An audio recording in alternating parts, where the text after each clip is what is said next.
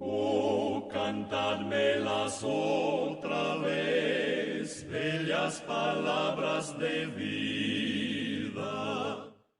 Y entonces, para dar continuidad a la programación, es necesario ir avanzando y tenemos para hoy abordar el capítulo 2 de Romanos. Y hermanos, antes de eso, únicamente hacer como una apreciación. Libro de Romanos es una carta, un libro escrito por el apóstol Pablo hacia los creyentes que vivían en Roma, creyentes que habían judíos, pero también había gentiles. De ambos grupos se habían convertido al Señor y es la intención del apóstol Pablo hacer unas precisiones o unas aclaraciones acerca del tema, unas precisiones más bien. Por eso cuando notamos ahí en Romanos capítulo 1, capítulo 15, dice el apóstol Pablo, Romanos 1:15, así que en cuanto a mí, pronto estoy a anunciaros el Evangelio también a vosotros que estáis en Roma. El apóstol Pablo se pretende ir a Roma, ir a visitar a los hermanos, anunciar el Evangelio. Eso es lo que él quiere hacer y por eso vemos como él va a hacer una exposición de la doctrina del Evangelio. El versículo 16 es importante porque nos revela el significado de lo que es el Evangelio. Evangelio en esencia es buenas noticias, esas buenas noticias que tienen que ver con el poder de Dios para salvación a todo aquel que cree y por eso se dirige a los grupos de Roma, al judío y también al griego, al gentil. El poderoso mensaje de salvación y el versículo 17 también es bueno tenerla en cuenta porque dice que en el Evangelio la justicia de Dios se revela por fe y para fe como está escrito, mas el justo por la fe vivirá. Entonces el apóstol Pablo, antes de ir a Roma, quiere hacer unas precisiones acerca de lo que el Evangelio significa, lo que el Evangelio, las implicaciones que tiene el Evangelio. Y ciertamente el Evangelio es salvar, salvar a los hombres a través de imputarles una justicia ajena. La justicia precisamente del Señor Jesucristo es imputada a todo aquel que cree en la gran obra de salvación hecha en la cruz del Calvario.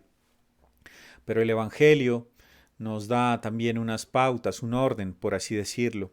El Evangelio es hablarle al ser humano cuál es su verdadera condición.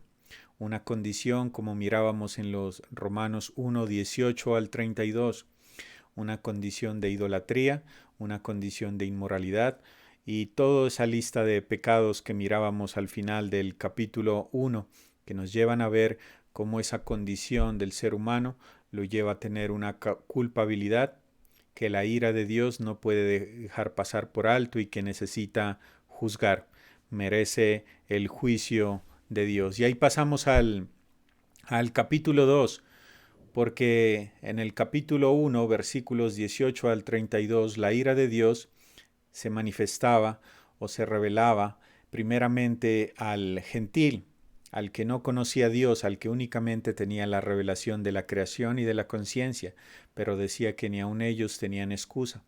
Ahora bien, el apóstol Pablo pasa a dirigirse al moralista, al religioso.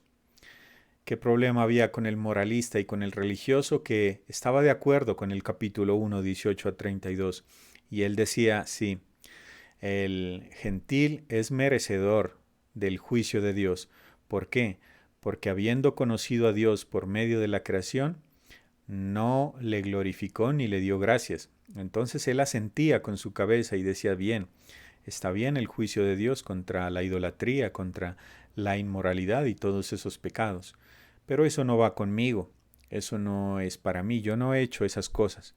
Pero vemos como la palabra de Dios va a entrar a reprenderlo y decirle que está en las mismas condiciones, que en lo que él dice que no está mal, en realidad está haciendo mal, que el moralista y el religioso está cometiendo los mismos pecados que está cometiendo el gentil, que no tiene la revelación completa. Entonces vemos cómo ahí entra el Espíritu Santo por medio del apóstol Pablo a dirigirse a este segundo grupo, que son los moralistas o religiosos que se creen mejor que el primer grupo. Entonces yo creo que es bueno, hermanos, iniciar con la pregunta o formulando la pregunta que se había hecho.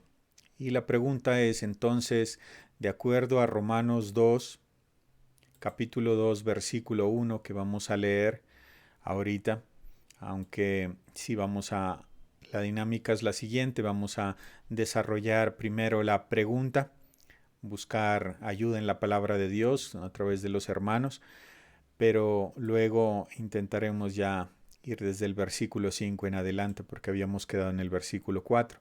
Romanos capítulo 2, versículo 1, yo los invito, hermanos, a que hagamos la lectura. Dice, por lo cual eres inexcusable, oh hombre, quien quiera que seas, tú que juzgas, pues en lo que juzgas a otro, te condenas a ti mismo, porque tú que juzgas, haces lo mismo. Entonces, la pregunta va encaminada a este primer versículo. Entonces, eso quiere decir que no estamos llamados a juzgar nada, no podemos juzgar ninguna situación. Entonces, ahí está la pregunta, ¿no? Como se había formulado, la vuelvo a repetir. Según Romanos capítulo 2, versículo 1, no podemos juzgar a nadie. No podemos juzgar a nadie. Y entonces ahí queda abierto, hermanos, para la participación de los varones en comunión en sus respectivas asambleas. Iniciamos con la pregunta, porque la pregunta se refiere al versículo 1. Pese a que ya habíamos revisado estos versículos, debido a que se generó una pregunta, una inquietud en el primer versículo, es necesario iniciar entonces tratando de responder a esta inquietud. Entonces, mis hermanos, ya saben, pueden levantar la mano ahí virtualmente para tenerlos en cuenta. Mi hermano Luis Emilio, yo le doy la palabra, que seguramente hay luces de parte suya a través de la investigación, la indagación en la palabra. Mi hermano Luis Emilio, entonces, tiene la palabra. Muchas gracias. Muy buenas noches, mis queridos hermanos. Leamos nuevamente el versículo 1 de Romanos 2. Por lo cual eres inexcusable, oh hombre, quien quieras que seas tú, que juzgas. Pues en lo que juzgas a otro, te condenas a ti mismo, porque tú que juzgas haces lo mismo. Bien, aquí el asunto es cuándo juzgar y cuándo no. Y tenemos que buscar aplicaciones para nosotros como iglesia. Aquí lo primero que encuentro es que no podemos juzgar los motivos. Nosotros vemos lo externo, vemos las acciones, pero las motivaciones, las intenciones del corazón, solamente Dios las sabe. Aquí en 1 Corintios capítulo 4 y versículo 5 dice, así que no juzguéis nada antes de tiempo, hasta que venga el Señor, el cual aclarará también lo oculto de las tinieblas y manifestará las intenciones de los corazones, y entonces cada uno recibirá su alabanza.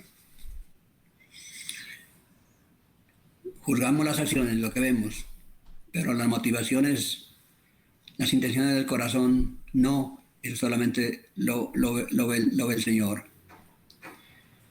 Ahora, lo que no podemos hacer también es juzgar la conducta, juzgar el pecado de otro hermano, de otra persona, cuando nosotros hacemos lo mismo. Eso es lo que no está bien.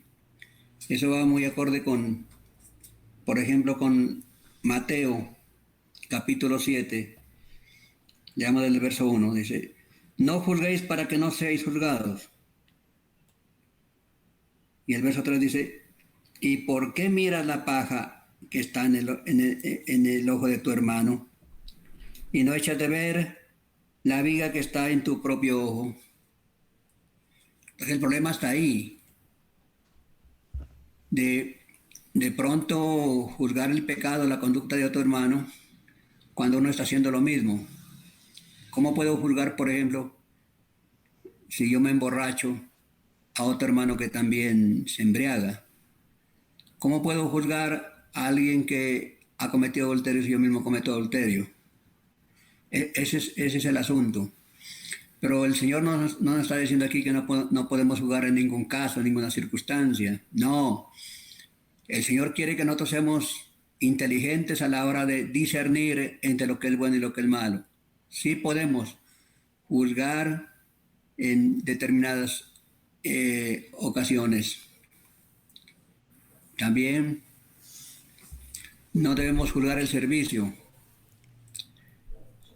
Por ejemplo, si un hermano está trabajando y una vez se le ocurre pensar, no, pues este hermano lo que tiene es deseo de económico, deseo de fama.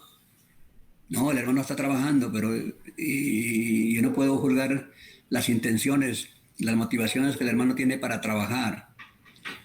¿Qué pasa con el creyente? Quien va a juzgar es nuestro Señor Jesucristo, como ya mirábamos en 1 Corintios capítulo 4, verso 5. Dice 2 Corintios 5:10. Dice, porque es necesario que todos comparezcamos ante el tribunal de Cristo, para que cada uno reciba según lo que hizo con el cuerpo cuando estaba acá en esta tierra, ¿no? Sea bueno o sea malo.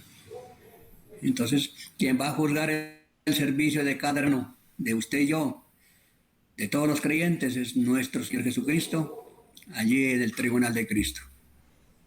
No podemos juzgar el servicio de otro tampoco. El pecado se tiene que juzgar, mis queridos hermanos. Tanto en el hogar como en la asamblea se tiene que juzgar el pecado. Que Dios en su bendita gracia nos dé sabiduría, nos dé inteligencia para poder discernir entre lo que es bueno y lo que es malo, entre lo bueno y lo mejor. No está el Señor prohibiendo el no juzgar, porque muchos se escudan y dicen, no, el Señor dice, no juzguéis para que no seamos juzgados.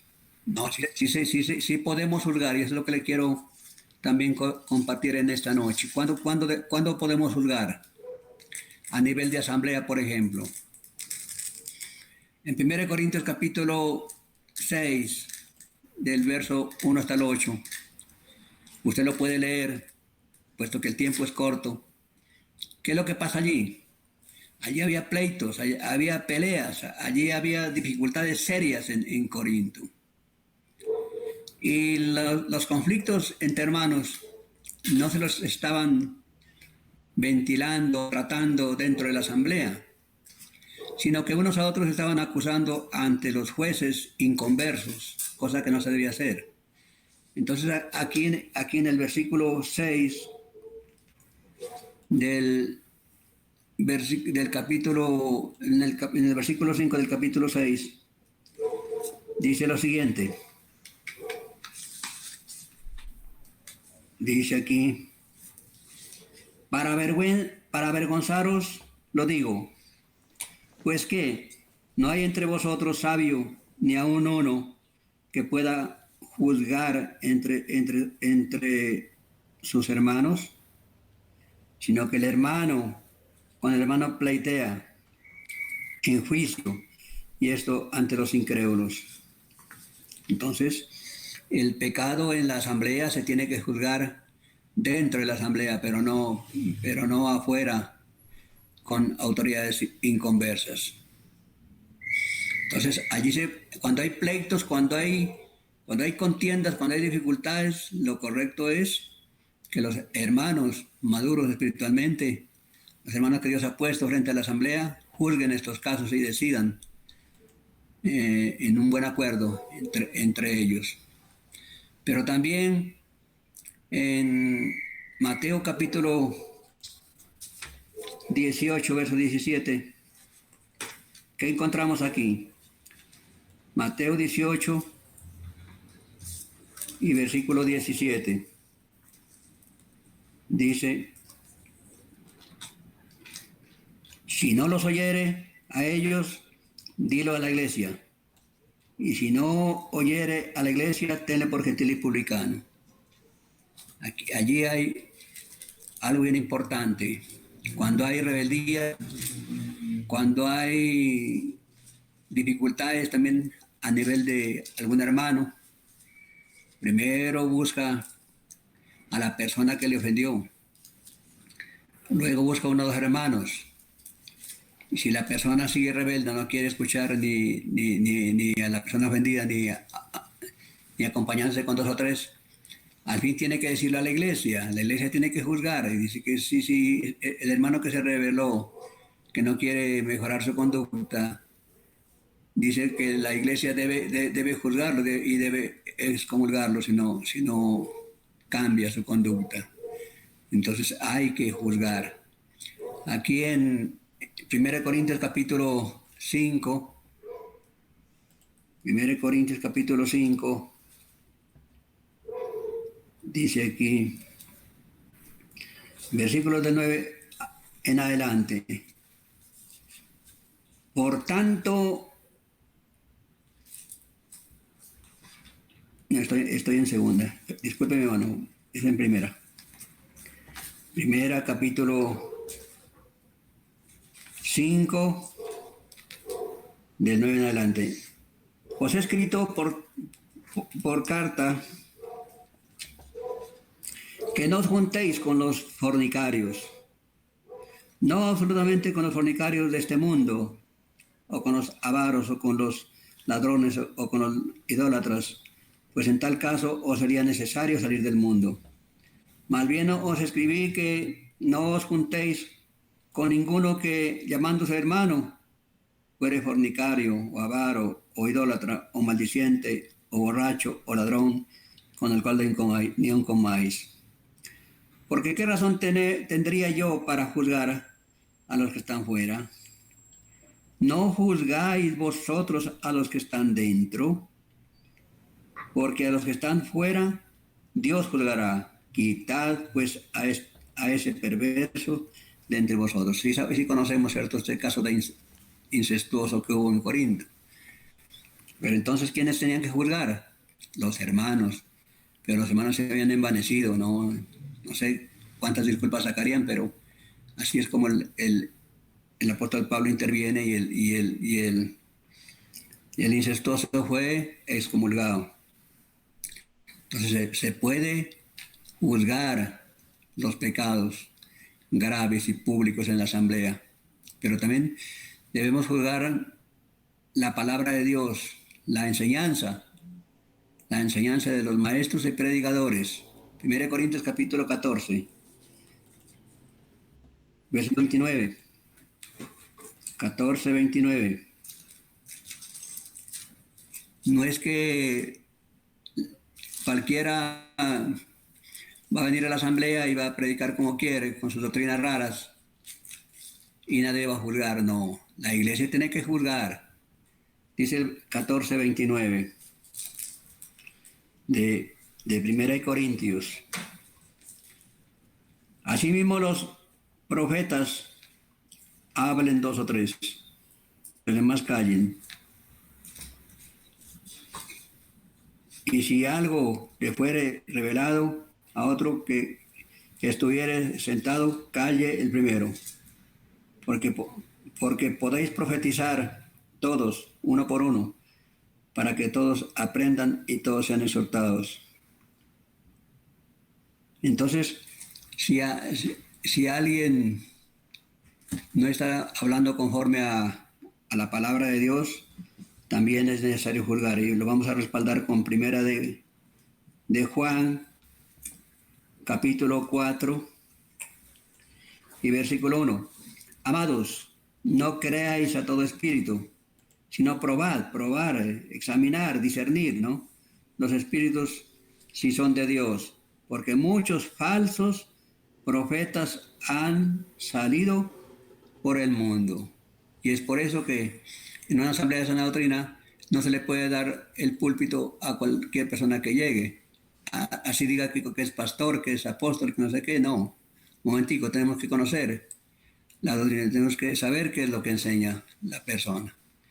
Segunda de Corintios capítulo 6, verso 14. Segunda de Corintios capítulo 6, verso 14. Allí que encontramos, bueno, el yugo desigual.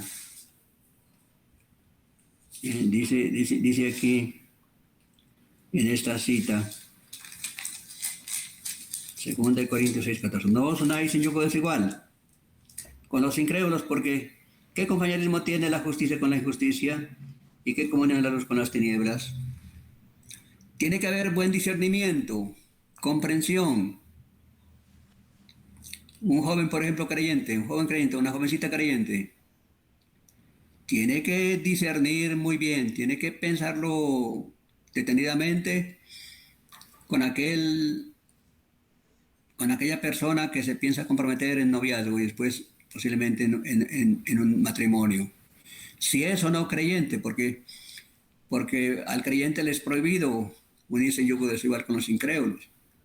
Entonces, si concluye que no es un creyente, si su conducta no es adecuada, si su fe no está respaldada con una vida ejemplar, con una vida que se vea que de verdad camina la dignidad de un hijo de Dios, pues tendrá que desistir de esa intención de noviazgo, ¿no? Entonces, bien importante también poder juzgar en este aspecto.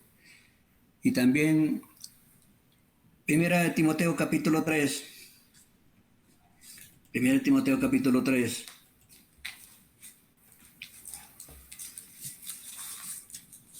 Miremos allí. ¿Qué es lo que encontramos allí en el capítulo 3, del 1 al 13? Miramos los requisitos para los ancianos y para los diáconos. La iglesia tiene que mirar, tiene que juzgar, tiene que tener sabiduría para ver si estos hermanos que van a desarrollar este trabajo tan noble, tan bonito de ancianos y de diáconos, sus requisitos, cómo es su vida, por ejemplo, de matrimonio, dentro y fuera, en fin, ¿no? La parte de las finanzas, cómo es, si es ambicioso, ¿no? Bueno, ahí los tenemos, es un poquito largo, pero bueno, ahí está el asunto. También tenemos que juzgar, pero también en primera de Timoteo 5:14.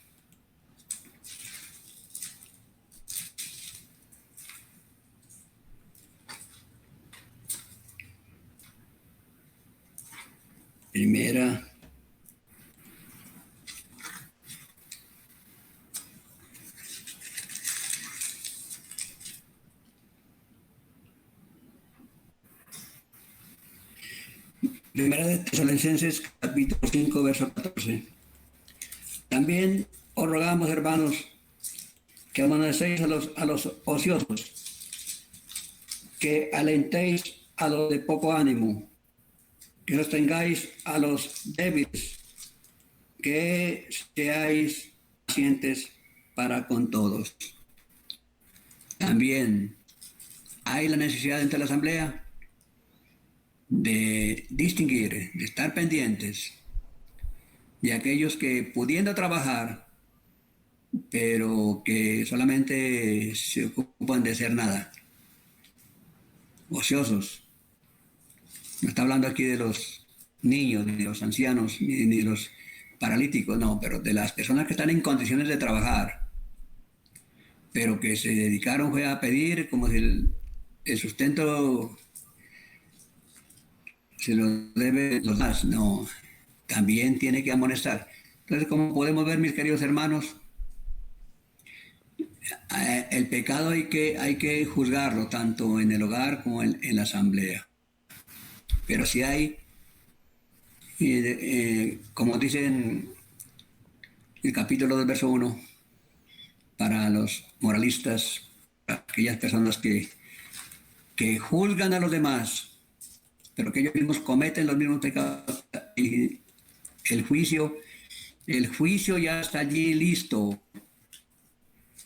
No hay excusas para aquellos que ven el pecado horrible en los paganos gentiles, pero que en ellos, como son más sofisticados, más preparados, en ellos poco se nota. No, no hay excusas, dice el Señor. Y ahí va hablando de juicio, que es, según verdad, ineludible, que a veces se posterga por la gracia del Señor, pero que también dice, en cuanto al juicio, en el verso 6, dice que será según sus obras.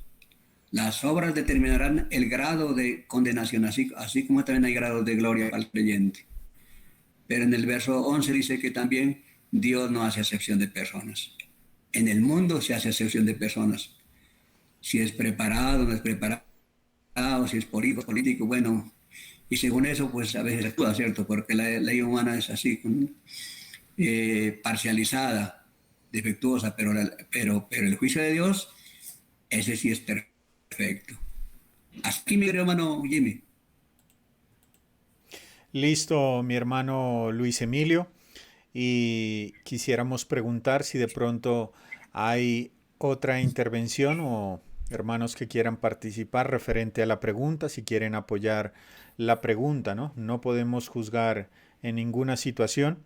Yo creo que ha sido muy claro nuestro hermano Luis Emilio, pero mi hermano Mauricio, no sé si desea también, mi hermano Mauricio referente a la pregunta, entonces le doy la palabra.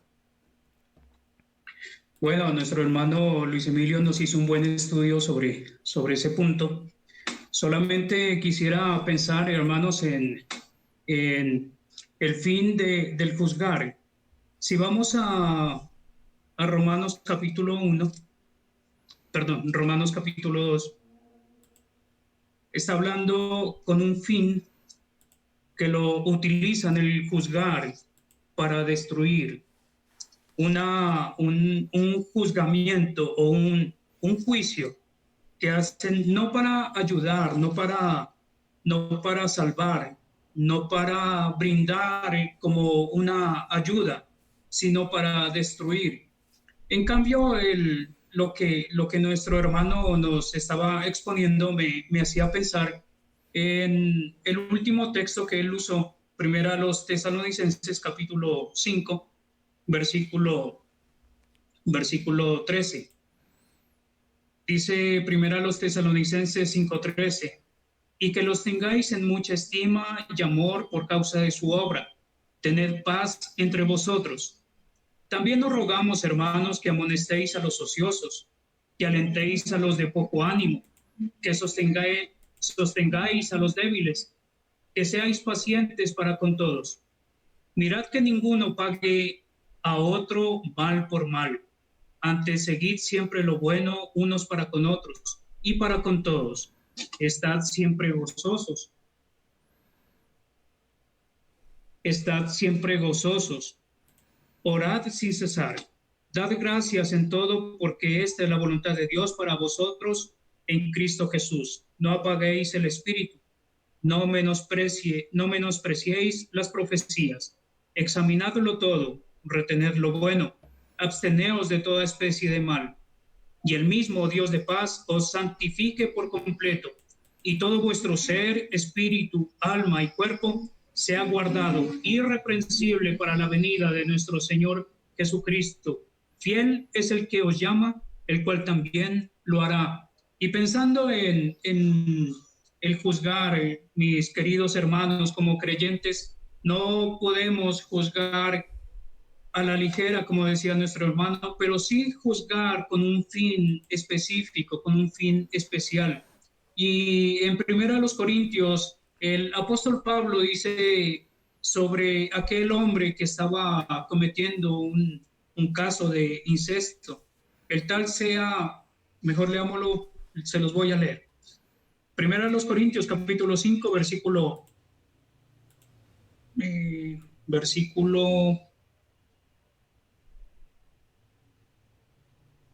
5. El tal sea entregado a Satanás para destrucción de la carne, a fin de que el espíritu sea salvo en el día del Señor Jesús.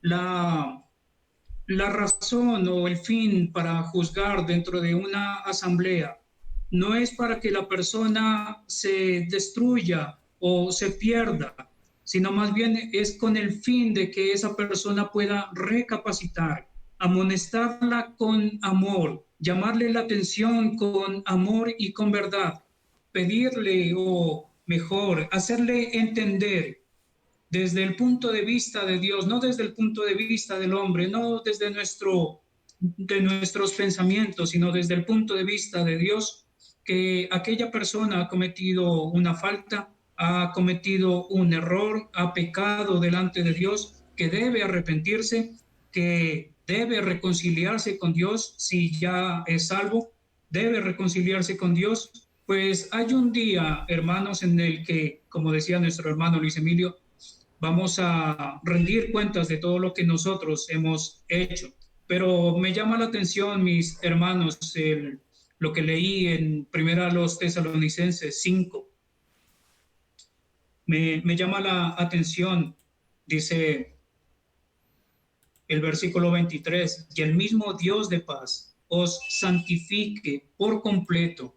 Una finalidad para poder juzgar a los demás, para amonestar, para alentar, para sostener, para ser pacientes con las demás personas con los demás hermanos, es de que ellos lleguen también a la santificación, todo su cuerpo santificado, que sean puestos aparte para la gloria de Dios.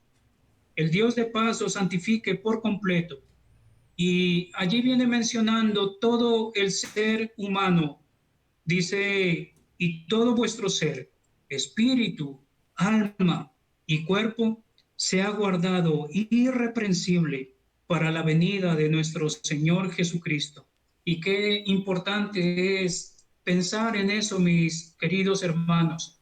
No estamos para juzgar en el sentido de destruir a un hermano, sino para ayudarlo, para animarlo. Si él ha caído en pecado, para brindarle nuestra ayuda con el debido respeto y siguiendo mejor las pautas bíblicas, pero también poderlo mirar a este hermano que ha sido juzgado por un pecado que ha cometido, como aquel hermano que se va a levantar y va a ser de buena obra en la voluntad del Señor, que va a rendir un buen servicio delante de Dios. Entonces, la finalidad con que juzga el mundo a las personas es muy distinta a la finalidad con que juzga la iglesia a los creyentes, a los hermanos. Solamente quería decir eso, mi hermano. Mi hermano Mauricio, muchas gracias, y a los hermanos que han levantado la mano les pedimos ser breves y ser concretos respecto a sus aportaciones por causa del tiempo. Entonces, primero había levantado la mano Raúl Luna, entonces en relación a la pregunta, en relación a la inquietud, su aporte, puede activar su micrófono. Le rogamos por favor ser breve y concreto. Gracias. Sí, gracias hermanos, bendiciones. Sí, complementando un poquito lo que refirió el hermano Luis Emilio. Aquí en Mateo 16, 19 nos dice, y a ti te daré las llaves del reino de los cielos, y todo lo que atares en la tierra será atado en los cielos, y todo lo que desatares en la tierra será desatado en los cielos. Qué importante Perdón, que estoy llegando a la casa en bicicleta. Perdón. Importante que, como refirió el hermano Luis, esa decisión que la asamblea toma, qué importancia que tiene. Dice aquí que es atado en el cielo. Es esa decisión que se toma. Entonces, si se hace como Dios lo guía aquí en la palabra de Dios, la asamblea tiene ese poder que es dado por los cielos, ¿no? Entonces, eso nomás quería acotar, que esa bendición que la asamblea tiene como hermanos para juzgar algo es avalada por nuestro Señor, por Dios, por los cielos. Eso, gracias hermanos, bendiciones. Gracias por su aportación y gracias también por ser breve y concreto, ¿no? Agradecemos mucho eso. Le damos la palabra ahora al hermano Mario, también que ha levantado la mano, entonces puede activar el micrófono y dirigirse. Gracias. Bueno, hermanos, buenas noches. Un par de minutos más sobre esa pregunta, pues quería hacer también un comentario. Apoyo mucho lo que decía nuestro hermano Mauricio. El tema aquí es un juicio condenatorio. Creo que no podemos usar este versículo como para tener una base de decir un juicio a nivel de asamblea. Obviamente los pecados a nivel de asamblea yo creo que ya nuestro hermano los ha explicado muy bien, nuestro hermano Emilio, pero el contexto aquí de Romanos 2:1 es un juicio condenatorio y creo que ya también lo hemos escuchado muy bien. Yo simplemente quiero leer un versículo en Santiago capítulo 2. Leamos un momentico Santiago capítulo 2 y el versículo 13. Dice así: porque juicio sin misericordia se hará con aquel que no hiciere misericordia, y la misericordia triunfa sobre el juicio. Creo que cuando el apóstol Pablo señala, digamos, a aquellos hombres por hacer juicios inmisericordes, obviamente ellos estaban condenando a sí mismos porque cometían el mismo pecado. Y yo quisiera hacer una pequeña aplicación en esto para nosotros como creyentes. Muchas veces somos muy laxos, muy ligeros en el tema de señalar, incluso teniendo nosotros, digamos, el aval para hacerlo. El Señor nos manda o nos exhorta, como leyó nuestro hermano Emilio en Mateo capítulo 7, a no juzgar, porque Él conoce nuestro corazón y sabe que en la medida que yo hago un juicio o emito un juicio, en esa misma medida a mí me van a juzgar. Así yo moralmente tenga el aval para poder emitir un juicio. Entonces, vuelvo y repito, creo que lo que nos lleva a pensar en Romanos capítulo 2, versículo 1, primero eran personas impías. Segundo, ellos se ponían ante otros como personas que estaban limpias. Y el apóstol Pablo les pone el contrapeso y les dice que hay un justo juicio. ¿Y quién es el que hace el justo juicio? Es precisamente el Señor. Entonces, que el Señor nos ayude a tener la capacidad de poder discernir los momentos exactos y los tiempos y saber de que así moralmente yo tenga el permiso, digámoslo así, de juzgar a otro por que no he cometido tal vez el mismo pecado, igualmente yo voy a ser juzgado por lo que yo le estoy señalando a ese hermano. Gracias, hermano Mario, por el aporte y por ser concreto también. Entonces le damos la palabra a William. William, también rogamos ser breve y concreto frente a su apreciación de la pregunta. Hermano William, entonces puede activar el micrófono. Listo, ¿ahí me escuchas? Sí, se le escucha bien, normal. Listo. Entonces estábamos meditando sobre Romanos, ¿no? Romanos 2:1. Entonces se puede ver aquí los dos contrastes que se presentan en la palabra de Dios. ¿Cómo piensa el hombre? A pesar de que podemos ver que nosotros con nuestra mente puede relacionar esto con el caso de los fariseos, que eran unas personas demasiado estrictas en cuanto a la ley y que le agregaron cosas lo que Dios no estipulaba. Entonces podemos ver que el apóstol Pablo hace un breve comentario sobre esto, sobre este caso, y aquí presenta, yo lo he llamado, ¿no? Pues presenta los dos paralelos entre lo que ofrece el hombre como tal y lo que ofrece Dios. Primero, lo que ofrece el hombre.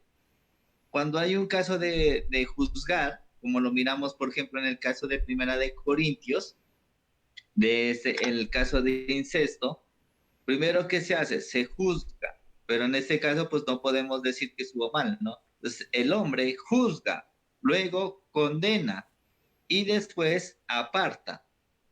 ¿Qué pide Dios con este caso? Si vamos con en este caso del juzgar, el condenar y apartar, nos da una exhortación a nosotros y esa está en Primera de Corintios 10:12. En Primera de Corintios capítulo 10, versículo 12, que dice así: de pronto todos lo conocemos. Así que el que piensa estar firme, mire que no caiga. Entonces, a veces nosotros caemos en el error como humanos que somos, a pesar de que somos, creyentes. Nuestra naturaleza siempre nos tiende a juzgar, a condenar y a apartar. Eso es lo que piensa el hombre. Pero Dios piensa de otra manera. Dios piensa que oremos por un hermano que ha caído, que perdonemos a este hermano y que restauremos. ¿Dónde está este proceso? Vamos a 2 de Corintios, capítulo 2, 2 de Corintios, capítulo 2, versículo 6, que dice: el mismo caso que hubo de incesto en Corintios capítulo 1, ahora va en el capítulo 2. Le dice así: le basta a tal persona esta reprensión hecha por muchos, la exhortación. Y eso también está dentro de las tres, no son tres, sino serían cuatro. Primero, la exhortación. Así que, al contrario, vosotros más bien debéis perdonarle y consolarle. Y el sinónimo de estos dos, de perdonar y consolar, viene de para restaurar. ¿Para qué? Para que no sea consumida demasiada tristeza. Por lo cual os ruego que confirméis el amor para con él. Entonces mire cómo es, Dios cambia el paralelo. Dios es un Dios de amor. Dios condena, juzga y aparta el pecado. Pero, ¿qué hace Dios? Nos invita a que por este hermano oremos, por este hermano exista un perdón y exista una restauración acompañada de una exhortación. Y la exhortación, a veces, como lo hemos vivido siempre recalcando, la exhortación no es regañar al hermano, es consolarlo, es animarlo y es restaurarlo. Esos son los fundamentos que Dios ha establecido en su palabra. Entonces, en Romanos 2 nos lleva al proceso de eso, de juzgar. Y ahí en esa pregunta nos hace ver que nosotros no somos quienes para juzgar a una persona. Más bien, antes de juzgarlo, sería mejor orar por ella para que algún día Dios o nosotros como hermanos le restauremos, oremos y lo edifiquemos y que sea lleno de amor como Dios lo ha demandado. Eso es. William, muchísimas gracias por el comentario. Queriendo únicamente aportar en el análisis que se está haciendo, ¿no? En primer lugar, es un tema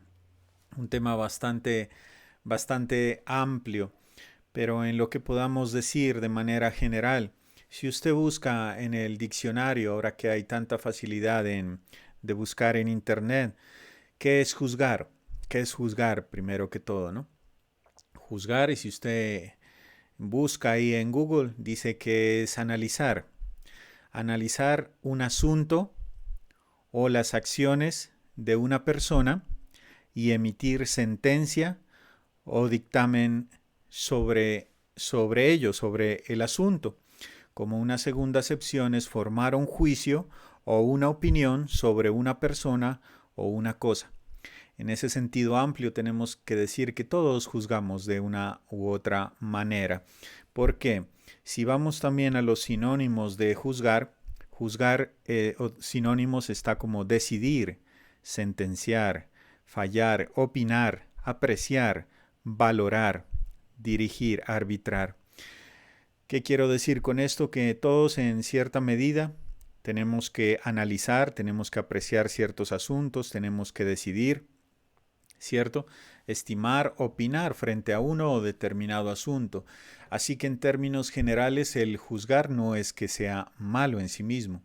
Todos lo hacemos todos los días, siempre valoramos, apreciamos situaciones, acciones de personas y dictamos y nos formamos una idea frente a eso, ¿cierto? Por las acciones mismas de una persona. Eso es juzgar en sentido general. Pero ya yéndonos a Romanos y en su contexto, lo que podemos ver es que aquí hay un hombre, por lo que vemos los religiosos, ¿cierto? Los moralistas, que están juzgando, están analizando la conducta de quién, de unas personas que se hallan en el capítulo 1. ¿Quiénes son? Los gentiles que solamente tienen la revelación de la creación y que pese a tener la revelación de la creación se han hecho idólatras, han caído en inmoralidad sexual y en todos esos pecados públicos que vemos ahí al final del capítulo 1. Entonces ellos, mirando la situación de este otro grupo de personas, analizan, valoran, juzgan precisamente esas acciones y dicen esas acciones están mal, esas acciones son pecado delante de Dios, deben ser juzgadas, claro que sí, con el juicio más severo, porque eso es pecar delante de Dios. Pero bien, cuando ellos miran a sí mismos, se miran como superiores al primer grupo, porque dicen, bueno, estos del primer grupo, homicidas, idólatras, inmorales, fornicarios, adúlteros. Y los del segundo grupo, los moralistas, tal vez se miran a sí mismos y dicen, bueno, yo nunca he sido infiel, yo nunca he sido fornicario, yo nunca he sido homicida. Pero lo que mirábamos, la acusación de parte de Dios, la condición en la cual Dios nos mira, todos estamos en igualdad de condiciones frente a Dios, sean gentiles, sea el grupo indígena más alejado o sean los religiosos y moralistas. El moralista, ¿por qué se cree mejor? Porque piensa que no ha hecho cosas tan graves como el de afuera, ¿cierto? Y así se mira, o sea, califica a los demás y emite un juicio de valor severo frente a los demás. Malo el guerrillero, malo el violador, ¿cierto? Malo la prostituta. Uy, pecado público, qué malos. Pero cuando escuchamos aquellas palabras del Señor, que no es tanto la acción, sino la motivación, la intención del corazón, cuando Él dice que no es hacer el acto, sino tener la intención de hacerlo, ya hemos pecado, entonces eso nos coloca en las mismas condiciones, moralistas y gentiles los coloca en las mismas condiciones delante de Dios, ambos merecedores del juicio de Dios. Aquí pensamos, por lo que han dicho los hermanos también, el problema es que este hombre de Romanos 2.1 está juzgando y valorando una situación sin verse a sí mismo, sin ver que él está en la misma condición de pecado y como pecador debe afrontar el mismo juicio severo de Dios. Y él no lo está mirando así, él mira a los demás, como se leía, ¿no? Mira la paja en el ojo ajeno, pero no mira la viga que hay en su propio ojo. Desde luego, eso para hablar del contexto, el tema es extenso, pero el hermano ya nos habló de casos en los cuales sí se puede valorar, sí se puede emitir un juicio de valor, precisamente porque estamos llamados a cuidar del bienestar y el caminar del creyente en la asamblea. Pero entonces, referente al contexto, el moralista entonces cae en varios errores. El primero, juzgar a otro mientras que él hace lo mismo o está en la misma condición de pecado que el gentil. También otro error en el cual cae el hombre de Romanos 2 es que piensa que él no va a ser juzgado de la misma manera, que él no es merecedor de un castigo eterno, como lo puede ser las personas del primer grupo. Y el tercer error es menospreciar, como dice Romanos 2.4, menosprecia esos atributos tan grandes de Dios como su bondad, su tolerancia y su longanimidad, que como lo mirábamos etimológicamente significa, bueno, longanimidad, viene de macrotumia, macro significa largo y tumia significa temperamento o ánimo, eso quiere decir la largura de ánimo. Entonces, un hermano nos había apoyado en el concepto, informándonos que esa longanimidad es precisamente esa paciencia sin límites de parte de Dios. El moralista, el religioso, entonces menosprecia, tiene en poco la bondad, la tolerancia y el largo ánimo que tiene Dios para que vengamos al arrepentimiento. También hay dureza en el corazón del moralista y del religioso. Y entonces, ahí, luego del versículo 4, ya vamos al versículo 5, hermanos. Versículo 5, ahí dice, pero por tu dureza y por tu corazón no arrepentido, atesoras para ti mismo ira para el día de la ira y de la revelación del justo juicio de Dios. Qué tremendo que el moralista no se miraba en las mismas condiciones que el del primer grupo, que el gentil. Él miraba que tal vez no era tan grave lo que él estaba cometiendo, pero que estaba por hacer lo que estaba haciendo, por menospreciar los atributos de Dios, estaba acumulando ira precisamente para el día del juicio del gran trono blanco. Como nos recordaba un hermano, Romanos 2:6, el Señor pagará a cada uno conforme a sus obras. Dice el versículo 7, y en ese también quiero abrir la segunda pregunta.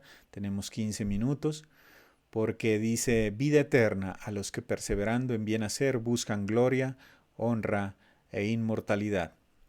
Nos habla estamos hablando del juicio, que el Señor castigará tanto al gentil como al moralista, que todos están en la misma condición, y el Señor les pagará, les ajusticiará conforme a sus obras que son malas. Y dice el versículo 7, vida eterna a los que perseverando en bien hacer buscan gloria, honra e inmortalidad. Entonces, ciertamente puede generar confusión el versículo 7 y podemos decir entonces es necesario perseverar o se puede perder la salvación, la vida eterna, si no perseveramos. Esa era como la pregunta que se había formulado, ¿no? Se puede perder la salvación, se puede perder la vida eterna si no se persevera. Eso es lo que está enseñando el versículo 7. Entonces, hermanos, ahí queda la segunda pregunta. Tenemos 15 minuticos para contar con el apoyo de los hermanos. Rogamos brevedad y rogamos también ser concretos. Mi hermano Emilio seguramente desea dar su apreciación frente al versículo 7, mi hermano.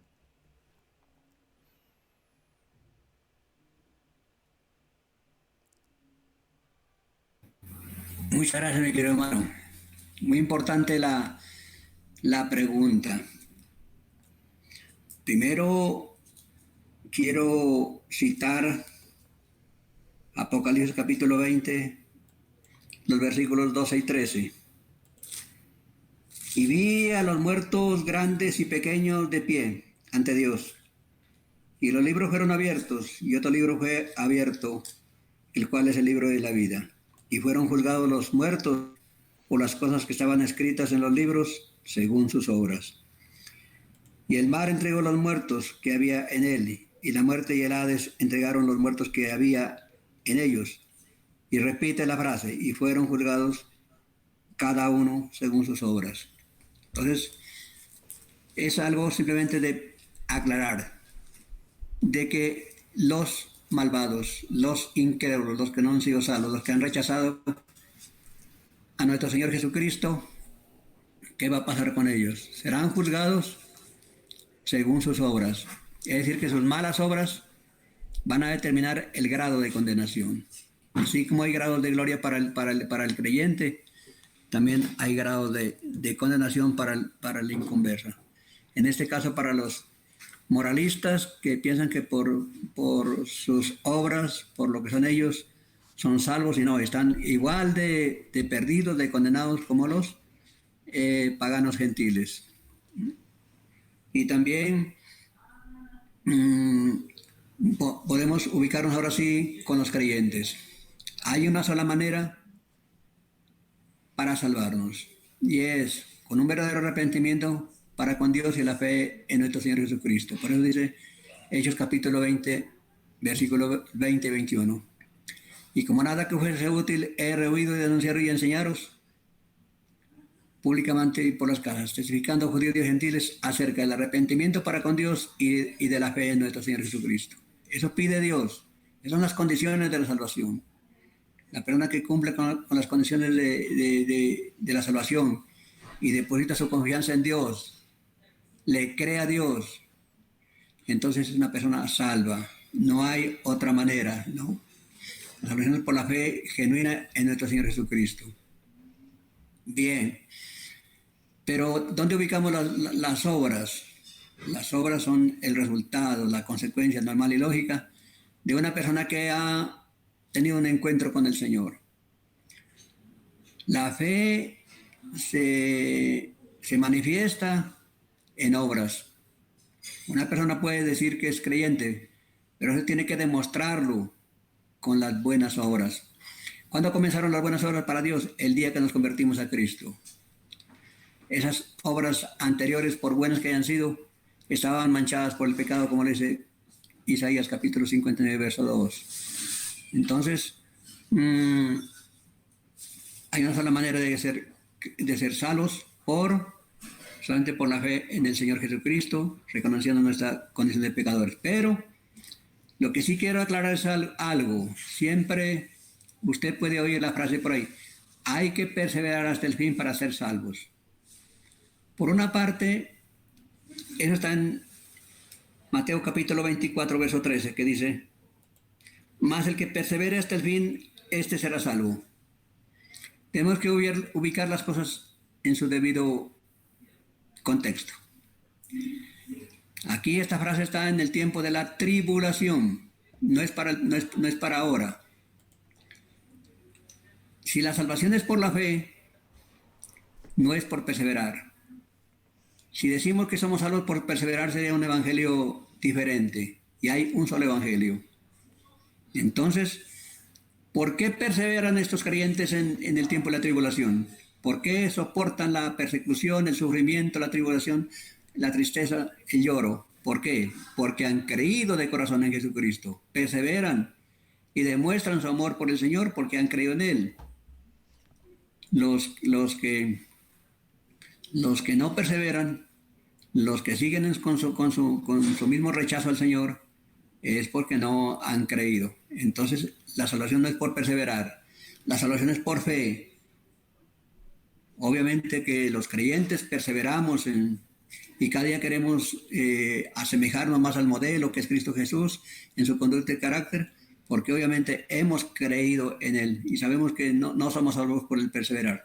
Perseveramos porque ya somos creyentes, porque hemos sido redimidos, hemos sido rescatados por la sangre bendita de Jesucristo, por el sacrificio que Cristo hizo en la cruz del Calvario. Mi querido hermano, hasta allí. Vale, mi hermano Luis Emilio, muchísimas gracias. Quisiéramos saber si ahí está Mario, entonces, que quiere hacer su intervención relacionada con la pregunta también, apoyar en ese sentido. Mi hermano Mario, entonces, tiene el micrófono. Gracias. Sí, apoyándolo, obviamente lo que yo creo que tenemos claridad todos los creyentes, que la salvación no es por obras o por hacer algo bueno y durar haciendo eso bueno mucho tiempo. Ya creo que eso lo tenemos claro. Efesios capítulo 2, versículo 8, dice: porque por gracia sois salvos, por medio de la fe, y esto no de vosotros, pues es don de Dios. Creo que más claro que ese versículo no hay, dando a entender de dónde viene la salvación, cómo proviene, cómo se obtiene nuestra salvación. Pero me llamó la atención lo que dijo el hermano Emilio, y eso también es es bueno que lo tengamos presente. Nosotros, el apóstol está haciendo aquí como tomando algunas hipótesis, ¿no? Y dice, obviamente, una persona que ha creído en el Señor va a perseverar en el bien. No quiere decir que sea impecable y que no cometamos, no tengamos fallas, porque pues ya hemos echado algo de eso. Pero es lógico pensar y llevar a nuestra mente que un creyente va a perseverar en las cosas del Señor, que un creyente va a perseverar haciendo el bien. Por el contrario, una persona que no es creyente, pues obviamente no va a perseverar en esas cosas. Era lo que quería comentar, gracias. Mi hermano Mario, muy amable por su apreciación. Hermano, si alguien también desea intervenir frente al asunto, puede alzar su mano. Mientras tanto, bueno, sí, el hermano Álvaro Ramos. Sí, hermano Álvaro, tiene la palabra. Gracias, hermano. El creyente por sus frutos se lo conocerá, ¿no? Una característica del creyente es que es muy perseverante, como dice Hechos 1:14, perseverado en oración, en Romanos 2:7, pues perseverando en hacer el bien, en Colosenses 4:2, perseveran en la oración. Es decir, esa es la característica del verdadero creyente, es que uno acepta al Señor Jesucristo como su Señor y Salvador, y Cristo entra a morar en la persona. Las cosas viejas pasan y la persona es nueva. Tiene que haber un nuevo nacimiento. Y ese nuevo nacimiento pienso yo que es una prueba contundente de que la persona está perseverando, que ha sido lavada por la sangre de Cristo, y se podría decir prácticamente pues que él tiene ya la salvación asegurada, ¿no?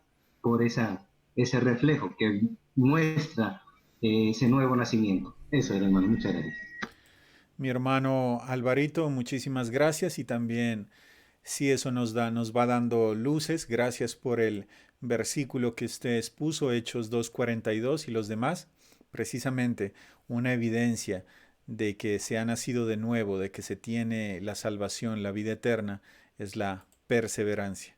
Cómo se persevera en la doctrina de los apóstoles, en la comunión unos con otros, en el partimiento del pan y en las oraciones. Esa es una de las evidencias, como se puede ver, que hay vida en el creyente. Oscar Hernández ha pedido la palabra. Hermano, puede intervenir. Buenas noches a todos. Tengo una inquietud, o si ustedes me pueden ayudar a entender o en qué contexto será lo que se menciona en Hebreos capítulo 10, versículo 26. Dice, si pecamos, 26, disculpe, 10:26, ¿cierto? Si pecamos voluntariamente, después de haber recibido el reconocimiento de la verdad, ya no queda más sacrificio por los pecados. Y quisiera también el 38, dice, mas el justo vivirá por fe, pero si retrocede, no agradará mi alma. ¿A qué se refiere exactamente en cuanto al perseverar que ustedes comentan o el motivo de estudio de esta noche? Muy amables, gracias. Gracias, hermano Oscar. Antes de proceder, yo creo, con la formulación de la pregunta, vamos a escuchar al hermano William. Tal vez tiene un aporte referente al tema. Entonces, hermano William, ¿puede intervenir? Listo. Con relación a que el versículo dice que el que perseverar hasta el fin será salvo, ¿no? Entonces hay de pronto denominaciones o grupos que piensan que la salvación es por obras, pero hay un versículo que de pronto todos lo conocemos, lo sabemos de memoria, pero a veces no le aplicamos el verdadero sentido de ese versículo. Y ese está, y ustedes lo van a relacionar con esto en Juan 3:16. Vamos a Juan 3:16 mejor.